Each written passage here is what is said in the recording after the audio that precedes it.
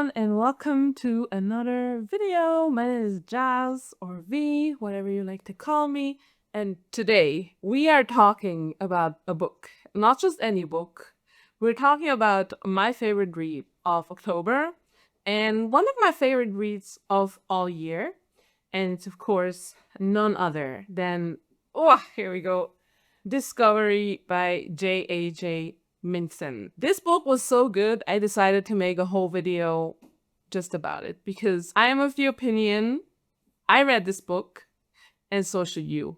We should all read The Discovery by J.J. Minton. It's so good. First of all, I'll give you just like some information about the book in general. So Discovery is written by three people, J.A.J. Minton. They're a family. It's a mother, a father, and a son. And they have a YouTube channel called Talking Story, which I'll link below so you can like check them out. They are mainly doing fantasy. Fantasy is like their main thing. And it's their debut novel.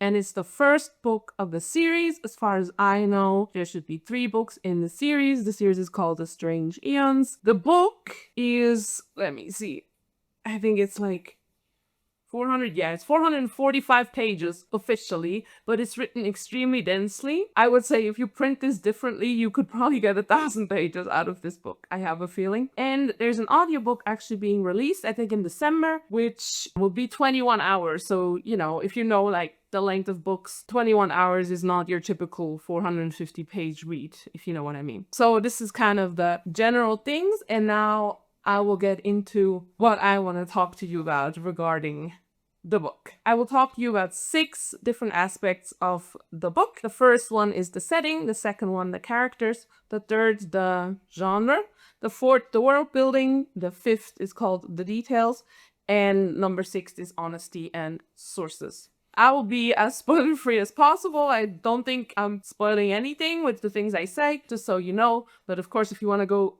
completely blind into this book, turn off the video. If you want to know a bit what it's about or like how it's built, then you can continue. We start with the settings. Now, what can I say? So, first off, the book starts with confusion. If you read the first chapter and only the first chapter, you will be extremely confused. However, if you read the entire book, you will definitely understand the first chapter. It starts with a narrative that is set off to make you as the reader feel like unsure about what is even going on and what is about to happen. And this is kind of the way all of the characters feel throughout the book. All of them don't know what is going on, and they're in the same situation as you. So all of us, together with the characters, are figuring out what the hell is going on here. So Discovery is a first contact story. However, it is not a story about how a human has a first contact with an alien. It is a story about what happens with us people on Earth after we've had a first contact with an alien. We also learn with our first character about everything that happened and discover with our first character what actually went down, how this first contact happened. Then the book is set in the year 1992 and the years afterwards. So we are on the dawn of technology. You know, if you're old enough to have lived in 1992, not everyone had a computer, not everyone, like no one had a phone, you know what I mean? So it's very different how people would have to communicate with each other, how research would work, how we would find out about things, how long it would take to find out about things. This kind of plays a role as well. And it's very much also about technological development that comes with having a situation where humans need to figure out what the hell is going on. So there's a lot about that. Then the book is playing on a global scale. It plays around the whole world. We are in many different places. And even though it's such a global approach to a story, it always feels very intimate and very familiar. We are always in a space that seems small, even though we are talking about the entire world, which I think actually brings that point home of the book that Earth is just like a small puzzle piece of a way bigger picture, because it very much is written in a way that makes you feel like, okay, this is all just like kind of not cozy like in the general sense, but you always feel like you know where you are, you know what's going on, you know the places, and it doesn't feel like, whoa, this world is so big, I don't know what's happening. And then also I want to talk about how the chapters are structured. So the book is written in 5 acts, and each act follows a different character. At least the first 4, we can say. And between each act, we have diary entries from Dr. Das, which is also a character, of course. So we have different narrative styles. First of all, we will read from a different character's point of view every single time in third person, but then with these diary entries, we of course get first person narration in between. And then also it always tells us when these chapters are playing. So for example, it says January 1993. With Dr. Dahl's diary entries, it actually gives us the exact date when he wrote this diary entry. Like this, we always know where we are in time, and sometimes later in the book, something happens at the same time as early in the book. So we always have an orientation, a piece of orientation to know what is just happening right now, maybe on a completely different part of the planet. Part 2 are the characters. Now, I've already said this book plays around the world, so obviously we have a very diverse set of characters. They come from varying different places. So we actually have chapters playing in the US, in Mexico, in Brazil, in Ghana, in the UK, and in Tonga, or generally the Pacific as like the ocean. And through to that, we meet a lot of different people, we meet a lot of different lived realities, but at the same time, even though our characters are also varying age, we actually have characters from as young as middle school children all the way up to grandparents, basically. And even though they're also different, it always feels like they have something in common, because the way this book is written, there's always a common denominator. So it either will be a person that has showed up with one of our characters that also showed up in another character, or there's a theme that is reoccurring, or there are certain beliefs that are the same, but somehow they are all connected to each other. It never really feels like we're meeting someone new. It feels like we're meeting someone familiar, or someone we've already kind of like heard about or thought about in one way or another. So the next point I want to get into is the genre, or more the genre blend. I'm not quite sure what it's classified as officially, but for me, the genres I picked out of it are science fiction, fantasy, and horror. So these three genres are definitely blended together and make this book. Now, what I want to say about the genre blend in general, I feel sometimes genre blends can go in the wrong direction, especially if you blend science fiction with fantasy, because it's not always so clear. Are we like in a scientific situation, or will there suddenly be magic that cannot be explained? However, I found this book did a marvelous job at executing this genre blend. So for me, if I would have to categorize it, I would say it's a sci-fi book. I think the horror elements, they're there, but in book one, they're mainly at the beginning, and then they kind of actually in the end. There's also horror in the end, I would say. And the type of horror it is not the one that would like creep from the corner and scare you, or the psychological horror. It's more like this undertone of something is uncertain, something is weird, and if you're like me and you don't like the deep sea, then this book is anyways horror to you, because there's a lot of things going on in the water that you might not feel too comfortable with. And for the sci-fi versus fantasy part, I felt it was way more sci-fi. I think books to come might lean more into fantasy, but the first one is very sci-fi heavy. We have a lot of technological developments, we have a lot of scientific terminologies, we have a lot of research that has to be done. So it very much is on the sci-fi side of the coin, of the science fiction fantasy coin, while the fantasy aspects mainly happen in the last quarter of the book. And I think I was never bothered by the genre suddenly switching. And for me, it was more of a like, wow, okay, I didn't see that one coming, which I thought was really cool, because that means I got surprised. And I love surprises in books, especially because I'm someone who likes to predict things, and often I write,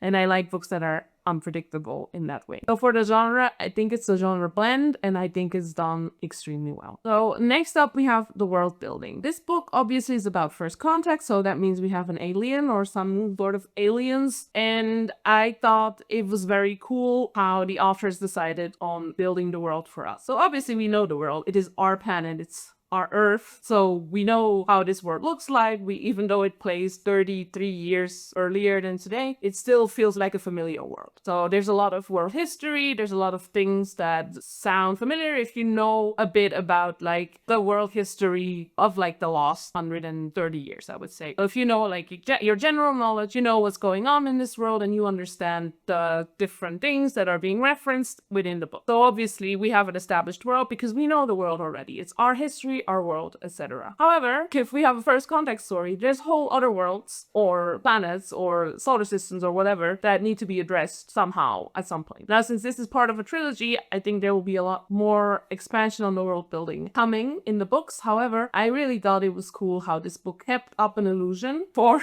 the first 3 quarters of the book, and then in the last quarter we actually got a lore drop, I would call it. You know how you sometimes get like a lore drop and suddenly you know a lot more, and I thought it was extremely well done on how this lore drop was told, because once again we learn about the world as our characters learn about the world. So it's not that our characters know more about the world than we do, or that they open a book and read it, but they learn it through experience. And because of that, I thought the world building was genius, because I've had this illusion of knowing what was going on, or had like my suspicions and whatever, and then in the last quarter I suddenly get like all this information that I wasn't expecting, and suddenly I'm looking at a whole different universe, a whole different world. And I thought that was amazing how they did that, because it keeps you on the edge of your seat, because you're like, oh, okay, now we're finally gonna learn what happens, and you're just there like, damn, I did not see that one coming. So really, really cool on how they were able to veil that. I didn't even get any hints. I'm a reader who's very aware of like foreshadowing. These authors, I don't know if they just didn't do any foreshadowing at all, or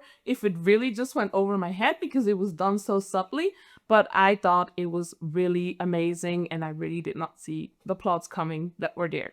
And as we are talking about, I didn't see the things coming, there's the point I want to talk about are the details. So this book very much plays on small details, on the repetition of things that kind of get planted into your brain, and then suddenly they show up and you're like, wait, I've read this before. And then you go and think like, wait, how are they connected? And that's how I was able to draw the lines between our characters, because there was certain narratives have been repeated multiple times, or certain organizations or people were mentioned multiple times. And I'm just there like, oh, actually, isn't that this person? Isn't that that? And it's really slowly unfolding and slowly showing you how everyone and everything is connected to each other, and to the history and to the future of our planet. And I thought those details really made the book so complete and such an enjoyable read, because it always felt like you can't forget anything. And it wasn't a pressure, it was more of a, it made you read with more intention, because you realize like, okay, there might be something mentioned that makes it easier for me to connect a fact later. And even if you didn't pay attention, then you would just get surprised, which is also cool, because it's always revealed how things are connected. But I really love that, especially in the last part, the part called Chaos. Amazing how their things were connected to each other and how things were just slowly being revealed. Really, really cool. And then finally, I want to talk about the honesty and the sources. So read the author's note at the end. Do not skip the author's note. I really, really liked their author's note, because they were very honest about how they worked and how they managed to write such a global book. And also, they provided us with sources on how they built certain historical facts that obviously had to be changed to fit the story. So they made direct references to which historical sources they used to maybe alter and then change to make the history work for our story. And I thought that was really cool, because it really shows how much research went into this book. I don't think it's easier to write a science fiction that plays far away from here, but it's definitely a challenge if you write something playing on our planet with our planet's history, like taking that one into account and then trying to alter things or change things to make it work for your story, which I think is not easy, because you need to know a lot of things about our world in order to be able to write that accurately. And I think providing the sources in the author's note was a very great way of showing that, hey, we did a lot of research, and we know it might not be perfect, because, you know, that's how it is with books. However, here you have our sources, and this is what we relied on when writing our book. And I think very well done. I really liked it. On a personal note, they used many different languages, and I obviously speak German, and so I was able to picture like, are certain words used correctly or not? There might be inaccuracies, but I think it's okay, in my opinion, because it's not an easy task to be able to write different languages and use different languages, especially if you're from a monolingual country like the USA. So props to them. I think they really did a good job on that one. So yeah, these are my 6 points specifically on why you should read this book. For me, this book got 5 out of 5 stars, and I'm a very strict critique. Like, I do not give 5 stars out easily. I'm also a very picky reader, so sometimes I get a lot of 5 stars because I think a lot before I read a book. I was extremely excited about this book, and I was also scared of it because it says horror, and I know it plays in the water, or parts of it play in the water. So I was very worried, but 100% worth it. I loved this story. I cannot wait for the second one. I do not know when the second one will be released, but I have to tell you, the moment I finished this book, I just wanted to pick up the next one and continue because I love these characters. I want to know what happens. I want to know how their story continues. So yeah, if you also want to know more about this book, I read Discovery by J.J. Minton, and I think you should as well. So go pick up this book if you can. The audiobook is coming soon, which may make it more accessible. So yeah, enjoy. So that was it. Thank you so much for watching this video. I yapped a lot. Why don't you tell me in the comments what is a book you want everyone to read, or you are of the opinion that I should read? Let me know down in the comments, and then all I can say is like and subscribe and click the notification bell so you don't miss a single video. I upload every Monday if I can, and then I'll see you in the next one. Goodbye!